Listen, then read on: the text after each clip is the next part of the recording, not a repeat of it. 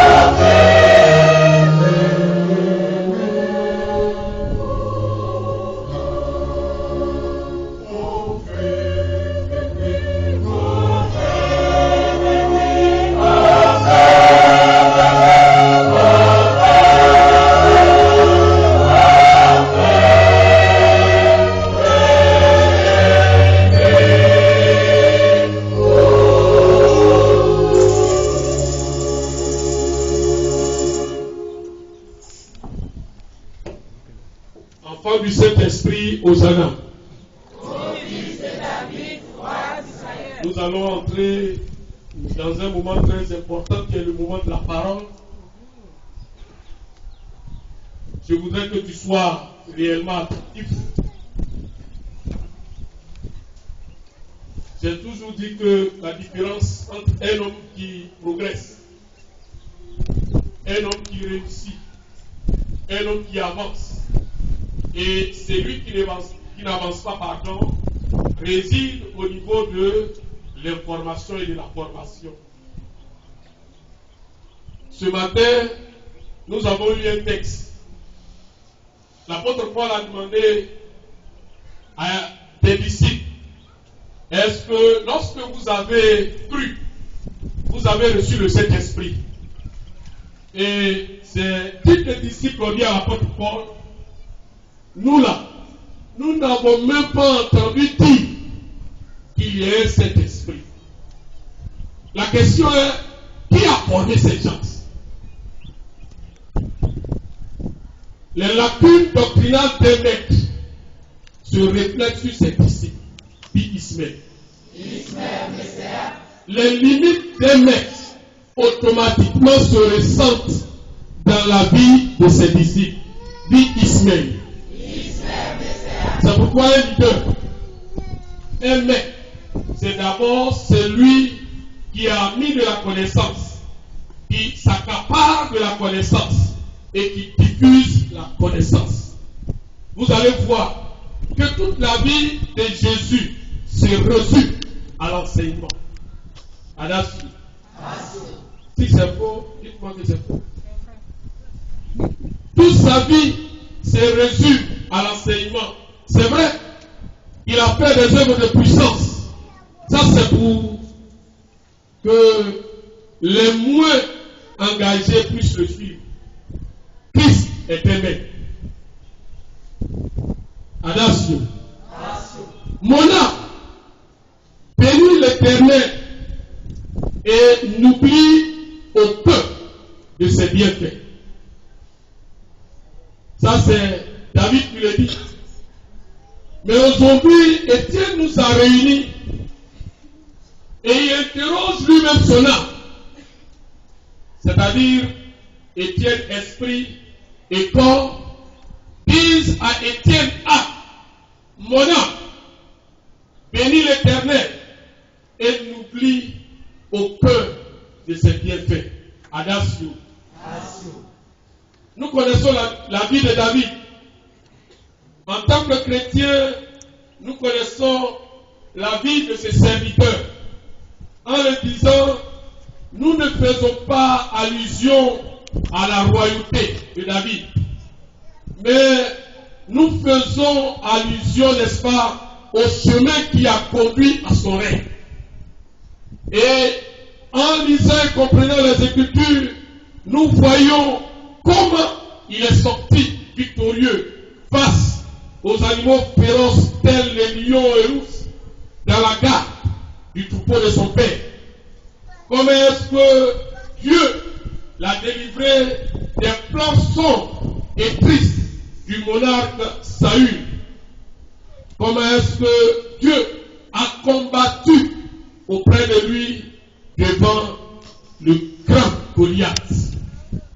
Et David pouvait donc résumer sa vie et dire, mon âme bénis l'Éternel et n'oublie aucun de ses bienfaits. Adasio. Adasio. Adasio. David n'avait rien que sa propre.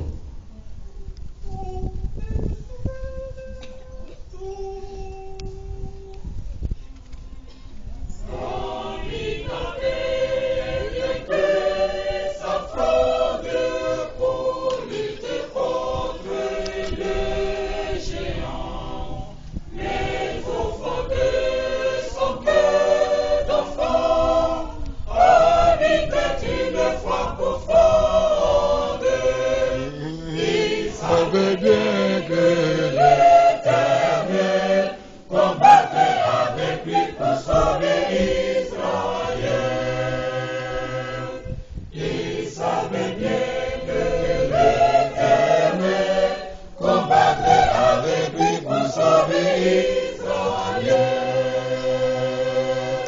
Comme nous l'avons déjà souligné, le psalmiste, à maintes occasions, a exprimé sa gratitude à Dieu. Il a exprimé à l'Éternel ses largesses. David nous enseigne donc que la reconnaissance à Dieu doit être un style de vie. Dit Ismaël. David nous enseigne que la reconnaissance à Dieu doit être un mode de vie. Quelles que soient les adversités, quelles que soient les difficultés, quels que soient les obstacles, la reconnaissance à Dieu doit faire partie de notre vie. Les chrétiens sont bizarres. Les chrétiens sont bizarres. Il y a des chrétiens qui, lorsqu'ils rencontrent un problème, lorsqu'ils rencontrent un deuxième problème, lorsqu'ils rencontrent un troisième problème, ils s'abandonnent. C'est vrai ou bien c'est faux? C'est vrai ou bien c'est faux? Beaucoup de chrétiens sont comme la femme de Job. Job, avec tout ce que tu vis, maudit Dieu et meurt. C'est bon comme ça. Il y a beaucoup de personnes, c'est lorsqu'ils sont bien rassasiés qu'ils se souviennent de leur Dieu. Ou bien lorsqu'ils ont eu un examen.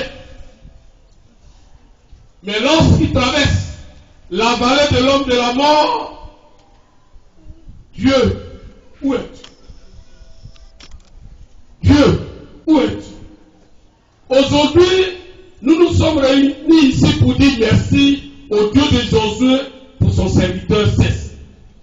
Parce qu'il reconnaît que jour et nuit, Josué intervient constamment dans sa vie. Adage.